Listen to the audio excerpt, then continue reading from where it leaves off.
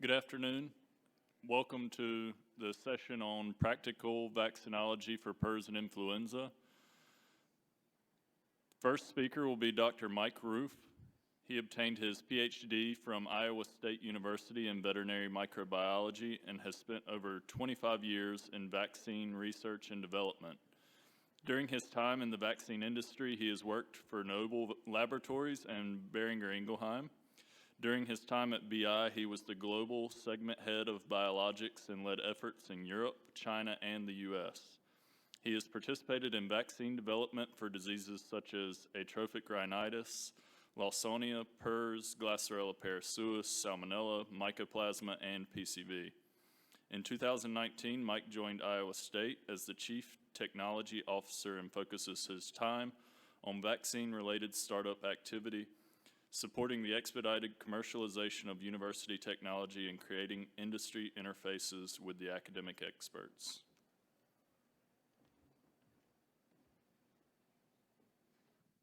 Thank you. First of all, I'd like to thank the Leman Conference for the opportunity to participate. And in talking with Monse, one of the things that she thought might be of interest to some would be to discuss the off-use applications of vaccines. During my career, it's not been uncommon to participate in discussions on vaccine failures, and oftentimes when you begin to investigate those things, you learn that in some cases vaccines weren't used the way they were intended to.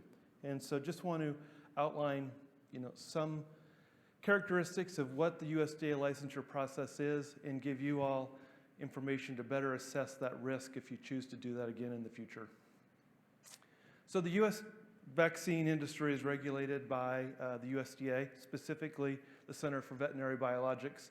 The rules and regulations are in a code called 9 CFR, and the core tenets and focus of a USDA registration process involves safety and efficacy, which is typical clinical studies you guys all understand, but also purity and potency. And potency, we'll talk a little bit more, is a very important aspect of the process, both to get the license, but also in terms of serial release. There are different types of products that the USDA licenses, including full licenses, conditional, autogenous, and prescription. And for the most part, the comments that I'm going to talk about today apply to fully licensed products. So if you work in the vaccine industry and you work for a company that makes vaccines, the minimum immunizing dose or the efficacious dose is one of the most core and important things that you do, not only because obviously you want products to be efficacious, but that dose, the amount of material that CVB approves as an immunizing dose impacts the entire rest of the regulatory process. Your safety studies have to exceed that. When you do duration of immunity studies, they have to be based on that. And it also sets your potency for serial release. So this dose or inclusion level is very, very important. And the dose and inclusion level that CVB approves is based on a study done with specific age of animals, route of animals, et cetera. And so what you do for your pivotal study kind of locks in what goes on the label and how that product can be used in the future. What the USDA or CVB also approves is a potency test. And so most companies don't do a clinical efficacy study on every cereal. Instead, they measure potency. And so potency is a methodology or assay in which every cereal is tested to ensure, or hopefully ensure, that efficacy level is consistent with what was approved in the host animal study. So from a practical point of view, an industry will do an efficacy study, they'll determine a dose. Once they've determined they'll dose, they'll draft what's called an outline of production. And an outline of production is a fancy word of saying a recipe.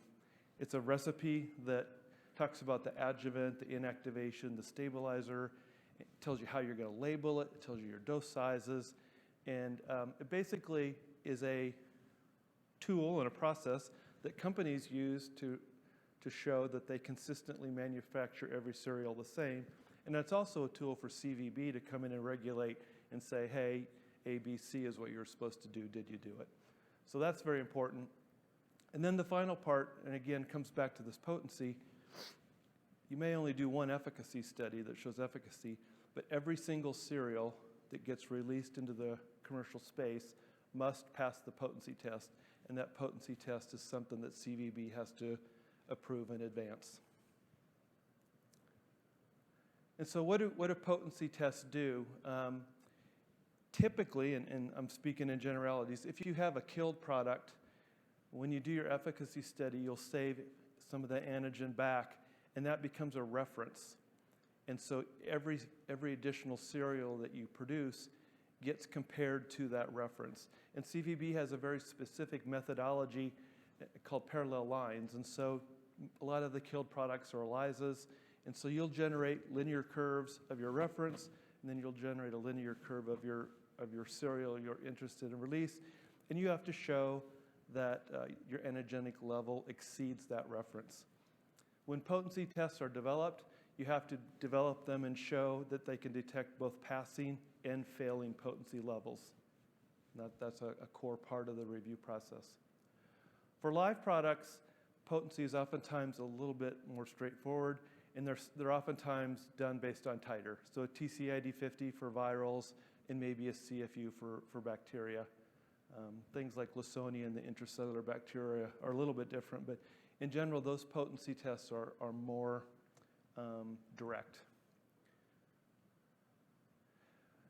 One thing before we jump into this is when you are using a vaccine or considering using a vaccine off-label, it's always important to remember that from an industry perspective, they have motivation to produce a vaccine as well.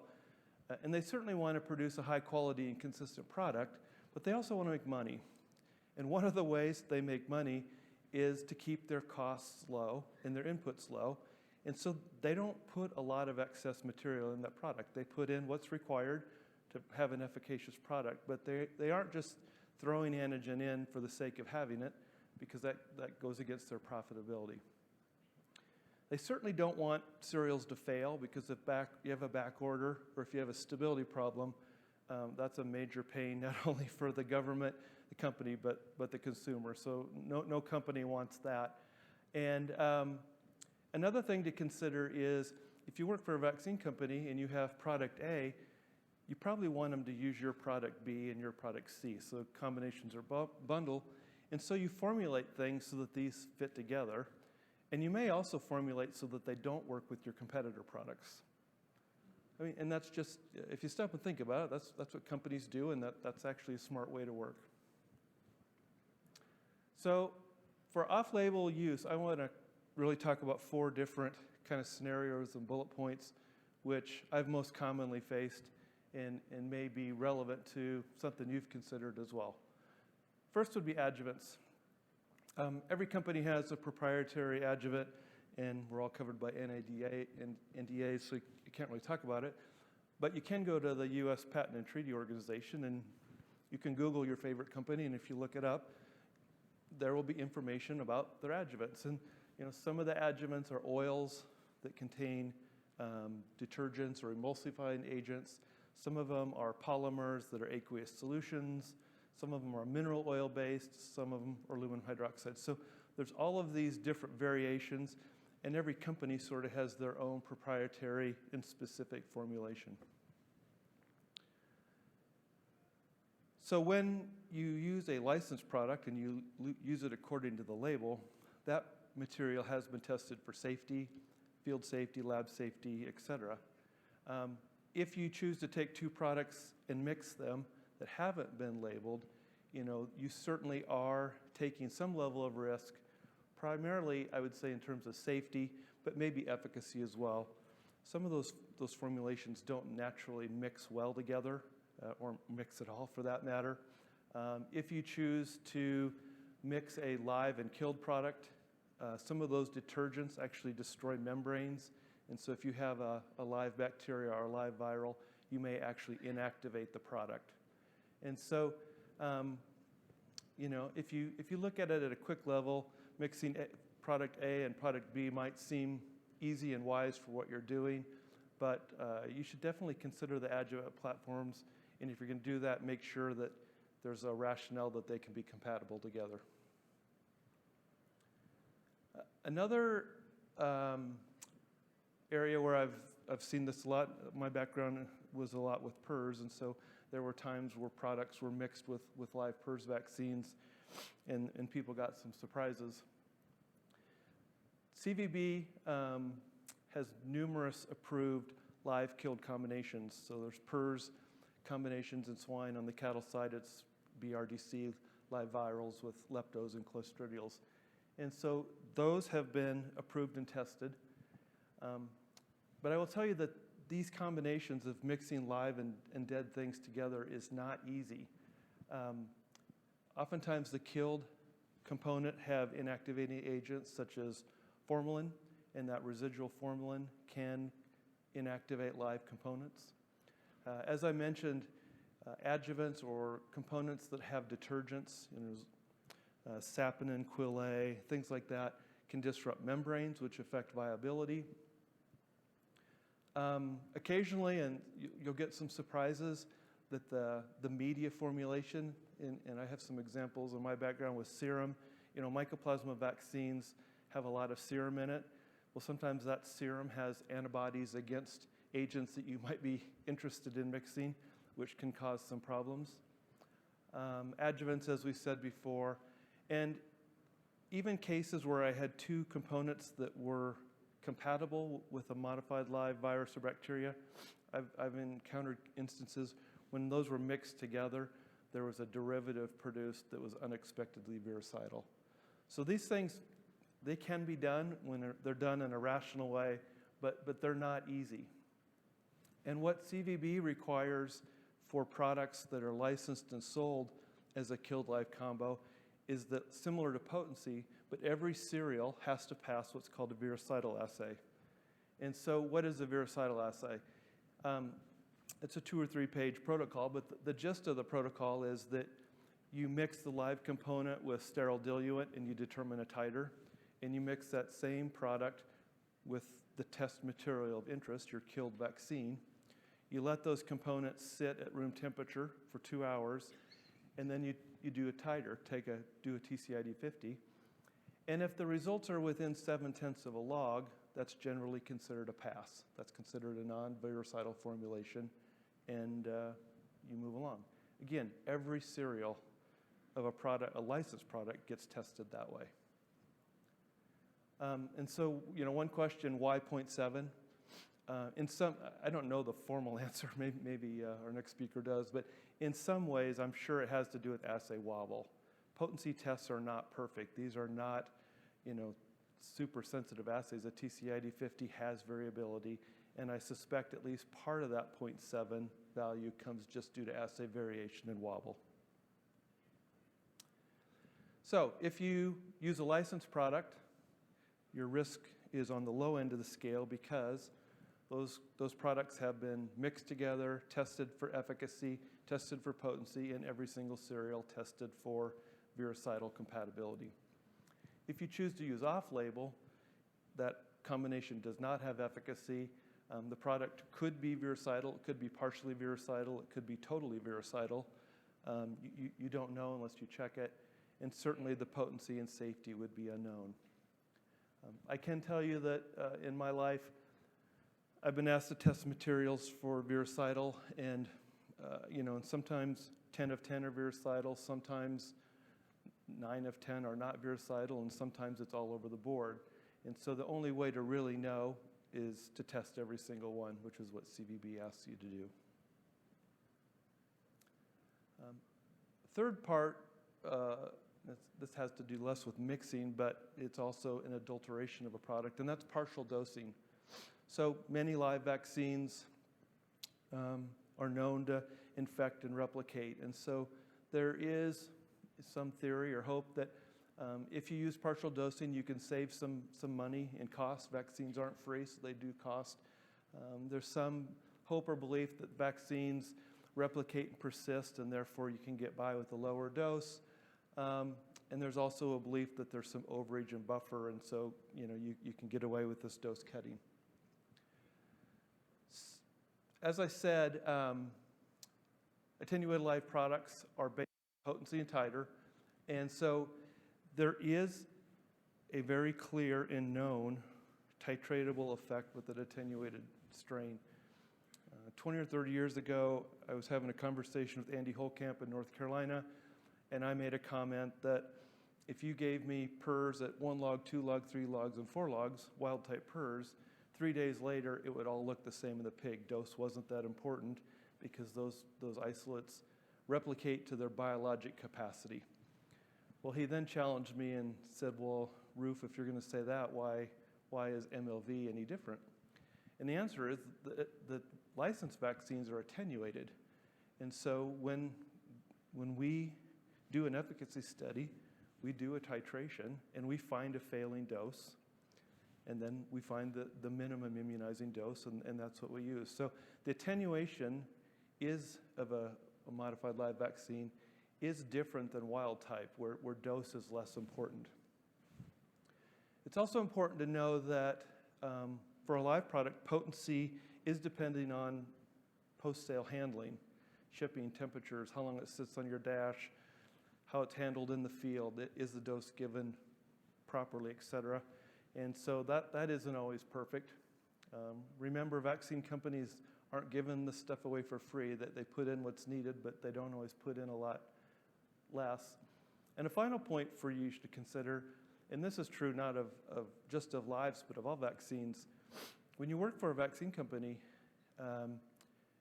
you work in what I call the hog Hilton. These are beautifully healthy animals, negative for everything, air-conditioned, clean bill. I mean, these are pristine studies.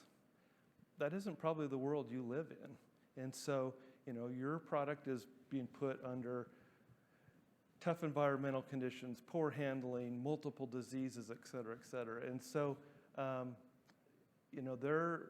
you want every dose or every amount of inclusion you can to fight the situation that you're in my opinion. So is partial dosing worth it? It's a case-by-case basis. I don't know, everybody would have to do it differently, but if a vaccine, a generic vaccine costs $1 a dose and you cut it in half, that means 50 cents, or if you cut it in a tenth, that's a dime. That sounds great. But what I don't know, and maybe what you don't know is either, is does the vaccine really work and are you getting the return? So you may think you're saving half the money, but if you're not getting the full benefit, it may not be worth it. So something to consider. And I think the final point I want to talk about is antigenic interference. When you do commercial vaccine development, monovaccine development is relatively straightforward. One antigen, one model, one potency test, and you titrate it, and it's relatively straightforward. When you do combination work that gets approved by CVB, it is usually way more complex than, you always think you're going to sail through it, but it's always more complex than you think. There's oftentimes potency assay interference or difficulty developing. Clinical studies certainly become more complex, and it's also a challenge of finding a time to vaccinate that's field relevant. So the proper timing and placement of a mycoplasma vaccine in your herd might be different than Circo, it might be different than PRRS. And so, we develop protocols that sort of are a general fit for everything, but it may not be perfect. And so those are some of the concessions you have to make as a vaccine producer when you do a combo vaccine. Again, some examples of interference that happen during a vaccine development are these media components. I guess the one that I struggled with the most of my career had to do with serum. Serum, whether it masked or hid things, or whether it had reactivity with other antigenic components. The timing we just talked about. Another thing to mention relative to compliance, as I said, most efficacy studies done for CVB are done in naive negative animals. Again, you don't face that on your daily basis. You have sows that have been exposed, you've got maternal transfer, and you vaccinate sows for a reason, and those antibodies impact vaccine just like they do wild type. So it's not easy. It's also very common that if a monovalent has a potency release of X, that in a combination, it's X plus something. You generally have to have a little bit more antigenic material in there to get that same product to work. So in conclusion, it's really a balance of risk and reward. If you use products according to the label that's been through the USDA process, it's certainly not risk-free because your world is challenging in terms of the complexity of the environment that you use it. But it's been tested. There's data on efficacy. Every cereal is tested for potency. Every cereal is tested for virucidal activity. There's a known or data-based level of safety communicated. And there's probably, most companies will stand behind a product if you use it according to the label. If and when you use something off-label, can you do it? Sure, you can do it. But if you do it, you should know the risks and be conscious of what could be the outcome and make sure you're being smart about it. Again, some of those risks might be less efficacy than what you intended because things were subpotent or had interference or may have been virucidal. Could have impacts on duration of immunity, could have impacts on field safety, and certainly you'd want to really make sure you understand if you're really saving what you think you're saving relative to return on investment. So with that, I'll close. I will offer that this is my email address if anybody has a situation where they think an off-label application makes sense. I'm happy to walk through what I would see as the potential risks of the products and just put you in the best case to make good decisions for you and your customers. And with that, thank you.